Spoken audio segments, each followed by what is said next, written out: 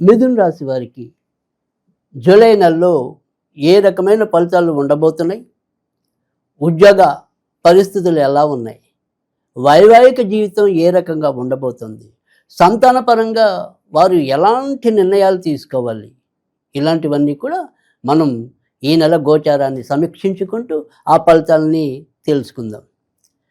మిథున రాశి వారికి ఈ నెలలో మిశ్రమ ఫలితాలు ఎక్కువగా గోచరిస్తున్నాయి. ముఖ్యంగా భార్యాభర్తల మధ్య ఏవో రకమైన వాగ్వివాదాలు చోటు చేసుకోవటం, అలకబోనటాలు, ఒకళ్ళు బతిమాలుకోవటాలు, ఇలాంటి పరిస్థితులు మధ్యలో ఎదురవుతూ ఉంటాయి. దీంతో పాటుగా వృత్తి ఉద్యోగాల్లో కూడా ఆకస్మిక ఇబ్బందులు, మరి ఇవాళ రోజుల్లో అప్పుడప్పుడు మరి కొంతమందిని బెంచ్ మీద పెట్టి వాళ్ళని అటు ఉద్యోగాల నుంచి తీసినట్టు కానీ, ఉద్యోగాల నుంచి పూర్తిగా ఉంచుకున్నట్టు కాకుండా హోల్డ్లో ఎవరైతే ఉండే కొన్ని ఉద్యోగాలు ఉంటాయో అలాంటి ఉద్యోగాల్లో వీరు ఒక్కోసారి అనుకోకుండా అలాంటి బెంచ్ ఎక్కే ప్రమాదాలు కూడా లేకపోలేదు ఈ నెలలో. ముఖ్యంగా జూలై 15వ తారీఖులోపు ఈ రకమైన ఇబ్బందులు ఎక్కువగా పడే సూచనలు ఉంటాయి. ముఖ్యంగా భార్యాభర్తల మధ్య ఇందాక చెప్పిన అంశాలు కానీ, ఈ ఉద్యోగాల్లో ఆకస్మిక మార్పులు కానీ, ఆకస్మిక ఇబ్బందులు కానీ, అన్నీ కూడా మొదటి అర్ధభాగంలోనే ఎక్కువగా ఎదుర్కొనే పరిస్థితి ఉంటుంది.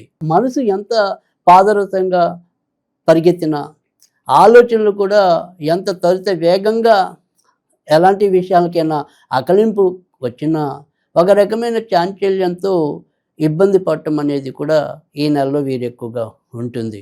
ముఖ్యంగా కాసేపు వ్యాపారం చేయాలని, కాసేపు ఉద్యోగాల్లో ఇవే రకమైన సమస్యలు ఉన్నాయి, ఈ ఉద్యోగాలు చేసుకుంటూ ఎన్నాళ్ళు బతికి ఇడుస్తాం అనే ఒక రకమైన నిట్టూర్పుతో, వారు ఓదార్పుతో మరి ఒక్కోసారి ఏదైనా సరే ఇలా వ్యాపారాలు మార్చుకుందామా, వ్యాపారాల్లోకి వెళ్ళిపోదామా, అలాంటి ఆలోచనలు కూడా ఇదే నెలలో మిథున రాశి వారికి కలిగే పరిస్థితులు ఎక్కువగా ఉంటాయి.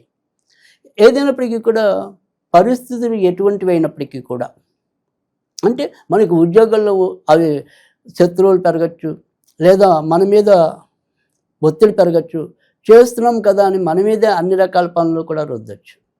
అయినా కూడా మనం చెల్లించకుండా కొంత ఓర్పు పట్టినట్టయితే క్రమంగా రాబోయే గ్రహస్థితి మీకు అనుకూలమైన మార్పులు తీసుకురావడానికి ఉంటుంది. కనుక ఏదైనప్పటికీ కూడా అక్కడ మనకి తప్పనిసరి వారంతట వారు ఏదైనా సరే మనని తొలగించినట్టుగా ఉంటే తప్ప మనకు మనంగా ఏమైనా సరే ఈ రకంగా ఉద్యోగ విషయాల్లో కొత్త నిర్ణయాలు తీసుకోకుండా ఉండటం అనేది అవసరం.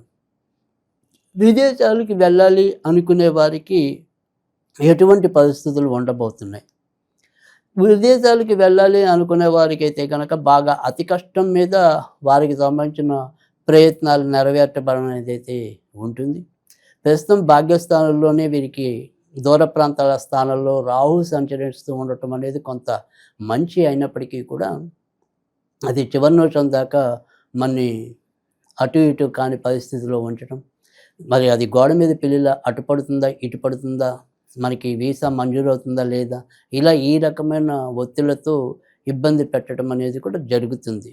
కనుక ఏదైనా సరే విదేశాలకి వెళ్ళాలి, కేవలం విదేశాల కోసం మాత్రం ఈ దుర్గాదేవికి సంబంధించిన ఆరాధన కానీ, మరి ఏదైనా సరే మంగళవారాలు దుర్గాదేవికి కుంకుమ పూజ చేయించుకోవటం కానీ అవసరం. ఇది కేవలం ఈ రెమెడీ అనేది విదేశాలకి వెళ్ళాలి, విదేశాల్లో ఉన్నవాళ్ళు అక్కడ ఏదైనా సరే మంచి జరగాలని కోరుకునే వారికి మాత్రమే, వారికి ఉద్దేశించి చెప్పే పరిహారం. ఇక మిగతా వాళ్ళందరికీ కూడా తర్వాత మనం చివరిలో ఒక మంచి పరిహారం తెలియజేయటం అనేది అయితే ఉంటుంది. కొత్తగా పెళ్లి కావాల్సి ఉన్న వాళ్ళకి వారికి సంబంధించిన వివాహాంశాలు ఎలా ఉండబోతున్నాయి, అందుకు తగినట్టుగా ప్రస్తుతం ఉన్న నెలలో ఈ గోచారం వారికి అనుకూలత ఇస్తుందా అనేది కనుక చూసినట్టయితే దానికి సంబంధించిన అనుకూలత అయితే ప్రస్తుతం కనపడుతోంది. తప్పకుండా వారికి సంబంధించిన వివాహానికి సంబంధించిన ప్రయత్నాలు అయితే బలంగా సాగించుకోవచ్చు. ముఖ్యంగా మరి ఆరుద్ర నక్షత్రం వారికి, మృగశిర నక్షత్రం వారికి మరింత యోగ్యవంతమైన కాలంగా కూడా మనం చెప్పవలసి ఉంటుంది. కనుక ప్రయత్నాలు అయితే కనుక తప్పకుండా సాగించుకోవచ్చు. సంతానానికి సంబంధించిన విషయాలు ఎలా ఉంటాయనేది చూసినప్పుడైతే సంతాన విషయాల్లో మాత్రం కొంత అసందిగ్ధత, ఆ తర్వాత ఏదైనప్పటికీ కూడా కాసేపు బాగుంది, అమ్మ ఈ 15 రోజులు వీళ్ళు చాలా మంచిగా రానిచ్చారు, బుద్ధిగా ఉన్నారు, వారి వారి యొక్క ఏవైతే బాధ్యతలు ఉన్నాయో అవి గుర్తిస్తున్నారు అని ఆశపడే లోపే మళ్ళీ వారి ప్రవర్తనలో మనకి ఏదైనా సరే ఎత్తి చూపే అంశాలు చోటు చేసుకోవచ్చు. కనుక పిల్లల విషయంలో మాత్రం ఒడిదుడుకులు అనేది చెప్పవలసి ఉంటుంది. కొద్దిగా బాగుంది అనుకుంటే కొద్దిగా ఏదో రకమైన అసంతృప్తి అనేదైతే వెంటాడుతూ ఉంటుంది. కనుక పూర్తి స్థాయి భరోసా కానీ, పూర్తి స్థాయి సంతృప్తి కానీ పిల్లల విషయాల్లో అయితే గనక మనం చూడలేం. ఇక ఎవరైనా సరే ఏదైనా సరే వ్యాపార అంశాలకు గనక తీసుకున్నట్టయితే వ్యాపారం మరి ఈ నెలలో ఎలా సాగుతుంది? ఎలాంటి వ్యాపారాలు బావుంటాయి? పార్ట్నర్‌షిప్‌లు ఏమైనా చేయొచ్చా? చేయకూడదా? ఇత్యాది విషయాలు గనక చూసుకున్నట్టయితే గనక పార్ట్నర్‌షిప్ వ్యవహారాల్లో ఈ నెలలో ముఖ్యంగా జూలై 15 తర్వాత వాటి జోలికి వెళ్ళకుండా ఉండటం అనేది తాత్కాలికంగా కొంత మనం వాయిదా వేసుకోవటం అనేది అవసరం. ఇక ఇతరత్ర ఇప్పటికే వ్యాపారాలు చేస్తున్న వారు పార్ట్నర్‌షిప్ అంశాల్లో ముఖ్యంగా జూలై 15 దాటిన తర్వాత మనస్పర్ధలు రాకుండా సంయమనంతో వెళ్ళటం అనేది, ఎవరి అభిప్రాయాలను వారు స్పష్టంగా తెలియజేసుకుంటూ ముందుకు సాగటం అనేది చాలా అవసరమని కూడా చెప్పవలసి ఉంటుంది.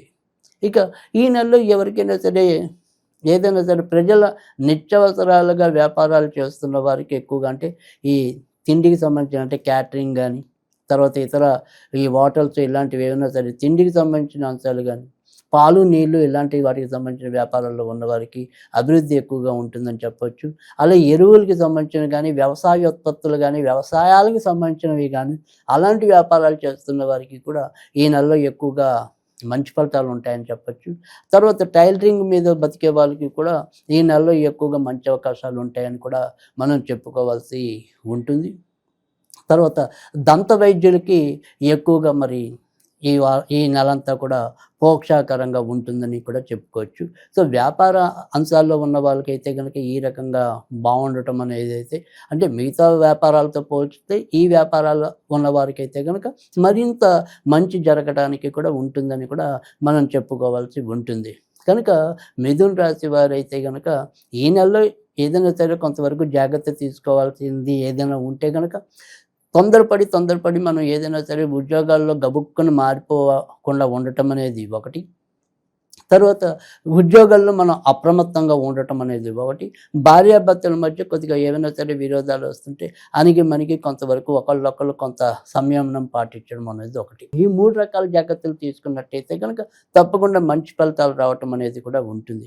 మరి ఈ నెలలో ఏ రకమైన దోష పరిహారాలు పాటించడం వల్ల మంచి జరుగుతుంది అనేది కనుక చూసినట్టయితే కనుక సాధ్యమైనంత వరకు ఏదైనా సరే దత్తాత్రేయుడికి సంబంధించిన పూజలు చేసుకున్నట్టయితే కనుక మరిన్ని మంచి ఫలితాలు పొందటానికి అయితే ఉంటుంది. ఈ నెలలో వీరు సాధ్యమైనంత వరకు కూడా ఓం త్రివిక్రమాయ నమః, ఓం త్రివిక్రమాయ నమః, ఓం త్రివిక్రమాయ నమః అనేది వీలైనంత సార్లు పఠించడం వల్ల కూడా చాలా మంచి మార్పులు రావడానికి, ఇందాక చెప్పుకున్న ఏవైనా సరే కొంత ప్రతికూల అననుకూల పరిస్థితులు ఏవైనా ఉంటే గనక వాటి నుంచి కూడా తప్పకుండా ఉపశమనం లభించడానికి కూడా ఈ రకమైన నామం మనం నిత్యం పఠించడం వల్ల కూడా మేలు జరుగుతుంది.